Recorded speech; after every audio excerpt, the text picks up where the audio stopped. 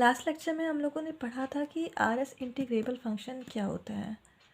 जब हमारा upper R S integral lower R S integral के इक्वल हो जाता है तो ऐसे फंक्शन को आर एस इंटीग्रेबल फंक्शन कहते हैं। अब इसका एक एग्जांपल हम लोग देखेंगे।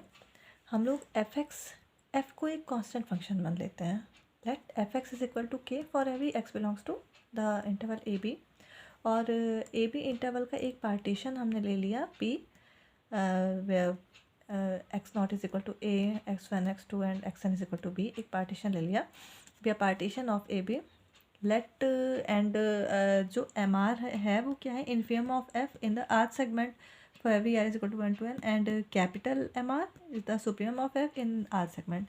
देन तो क्योंकि हमारा f कांस्टेंट फंक्शन है, उसकी वैल्यू k है for every x belongs to A B, तो जो इन्फीमम होगा किसी भी सेगमेंट में तो उसकी वैल्यू mr की वैल्यू हमेशा k ही होगी for every r, and capital mr की वैल्यू भी k होगी फॉर एवरी r। और फिर हमने g को मान लिया कोई एक मोनोटोनिकली नॉन डिक्रीजिंग फंक्शन है on the interval A B. Then हमें अगर l P F g the lower Riemann sum find करना है तो उसका फॉर्मूला ये होता है summation r is equal to 1 to n m r delta g r. And m r की वैल्यू तो के है, तो के को हम समेशन के बाहर ले आएंगे और जब डेल्टा जी आर के ऊपर समेशन अप्लाई होगा तो उसकी value g b minus g a हो जाएगी, k into g b minus g a. तो lower Riemann sum, lower are s sum is equal to k into g b minus g A.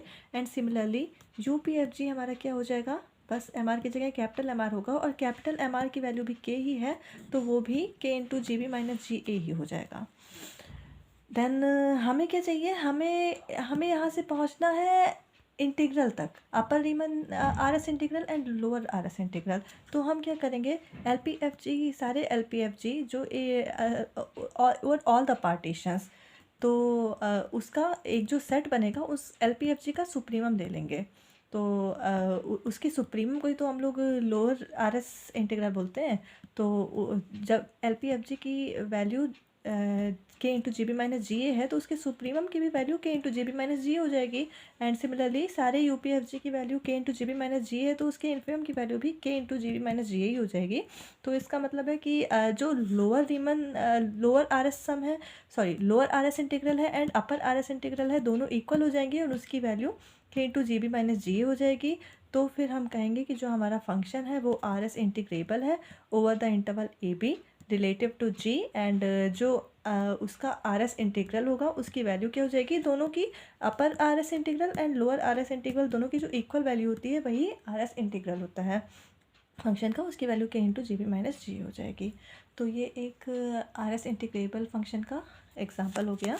Similarly नहीं, अगर इसी example में F तो चलिए कोई हमारा बाउंडेड फंक्शन है और जी को हम एक कांस्टेंट फंक्शन ले लेते हैं। यहाँ पे जी जो मोनोटोनिकली नॉन डिक्रीजिंग फंक्शन होता था उसको हम एक कांस्टेंट फंक्शन ले लेते हैं। Let g x is equal to k for every x belongs to A B and f कोई बाउंडेड फंक्शन है defined on a B. Then for a partition p is equal to this x naught x one x two and x n where x naught is equal to a and x n is equal to b.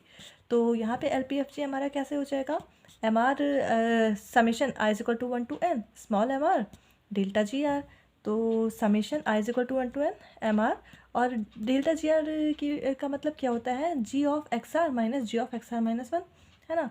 तो जी की value तो k है for every x belongs to A B, तो जी of x are भी के ही हो जाएगा, g of x r minus one भी के ही हो जाएगा। तो k minus k is equal to zero, तो this is l P F g zero.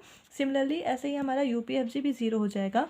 तो ये भी ज़ीरो है। तो इस और ऑल द पार्टीशंस अगर हम इसका इन सारे एल पी एफ जी का सुप्रीमम ले लें तो भी ज़ीरो ही आएगा, एंड अगर हम सारे यू पी एफ जी का इन्फीमम ले लें तो वो भी हमारा ज़ीरो ही आएगा।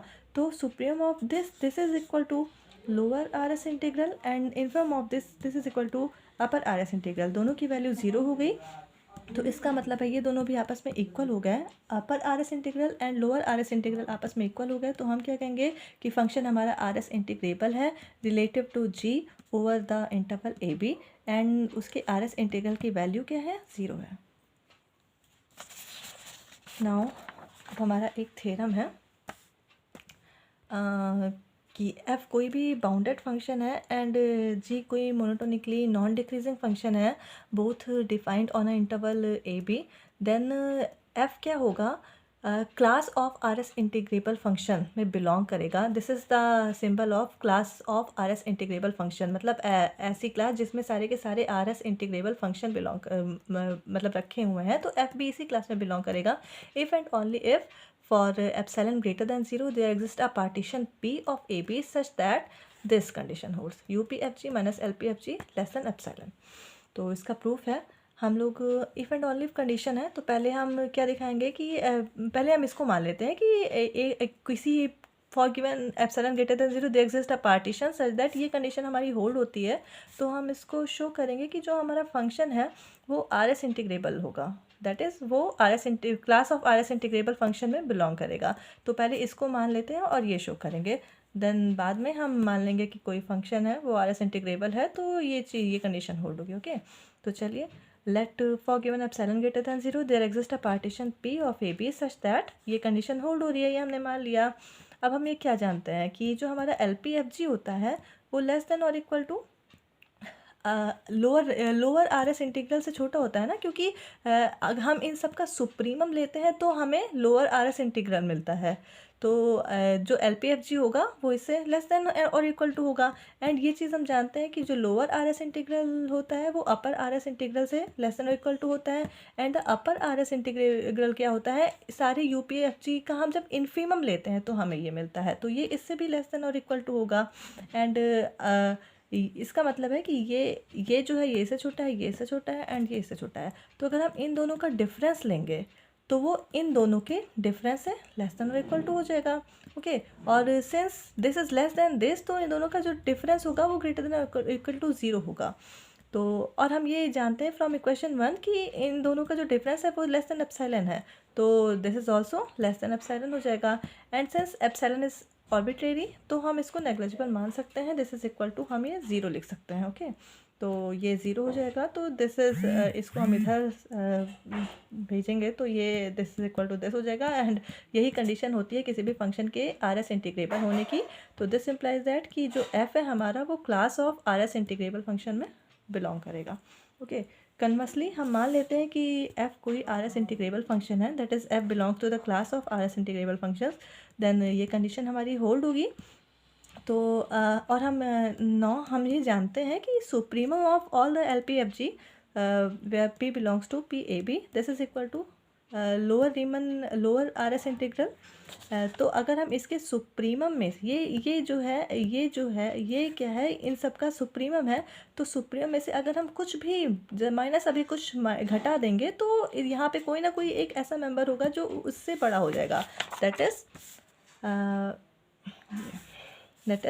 For given epsilon greater than 0 there exist a partition, हमने मान लिया P1 सच दैट कि अगर हम सुप्रीमम में से समथिंग एप्सिलॉन बाई 2 घटा रहे हैं तो there exist this member LP1FG ऐसा बिलोंग करेगा जो इस सुप्रीमम इससे बड़ा हो जाएगा। एंड सिंस यूपी ये क्या है, ये सारे के सारे UPFG का ओवर ऑल द पार्टीशन इसका ये इन्फीमम है, तो इन्फीमम में अगर हम कुछ भी ऐड कर देते हैं तो for given epsilon greater than 0 there exist a partition P2 of AB such that अगर हम इसके इन्फीमम में कुछ भी ऐड करेंगे तो कोई ना कोई मेंबर इस सेट का ऐसा होगा जो इससे लेस देन हो जाएगा। अब हम इस P1 P2 एंड P1 का एक यूनियन ले लेते हैं, तो P is equal to union of P1 and P2, तो P क्या होगा, P1 एंड P2 दोनों का ही रिफाइनमेंट हो जाएगा। तो हम ये कंडीशन जानते हैं कि LP1FG is less than equal to, अगर P1 को उसके रिफाइनमेंट से रिप्लेस किया जाए तो लेस देन इक्वल टू हो जाती है यहाँ पे कंडीशन। एंड यहाँ पे अगर रिफाइनमेंट रखा जाए तो UPFG this is less than equal to UP2FG हो जाता है। तो यहाँ इक्वेशन 2 में अगर ये जो ये हमारा लेफ्ट हैंड साइड है वो इससे लेस देन है, तो this and this is less than this, तो this is less than LPFG हो जाएगा, ये यहाँ पे यही लिखा हुआ है।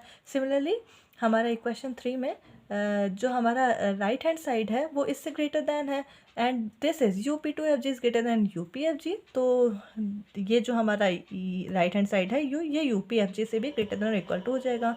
फिर हम क्या करते हैं, हम इक्वेशन 4 एंड 5 को ऐड कर देंगे, तो लेफ़्ट हैंड साइड में ऐड होगी, राइट हैंड साइड में ऐड हो जाएगी। एंड हम ये जानते हैं कि फ़ंक्शन हमारा आर एस इंटीग्रेबल है, इसलिए लोअर आर एस इंटीग्रल की जगह भी हम लोग ये आर एस इंटीग्रल लिख देंगे and upper R S integral की जगह भी आर एस इंटीग्रल लिख देंगे और दोनों साइड से ये कैंसिल हो जाएगा। उसके बाद u p F g minus l P F g this is equal to एप्सिलॉन/2 इधर चला जाएगा, दोनों ऐड हो जाएंगे, तो u p F g minus l P F g is less than epsilon हो जाएगा और हमारी कंडीशन ये प्रूफ हो गई।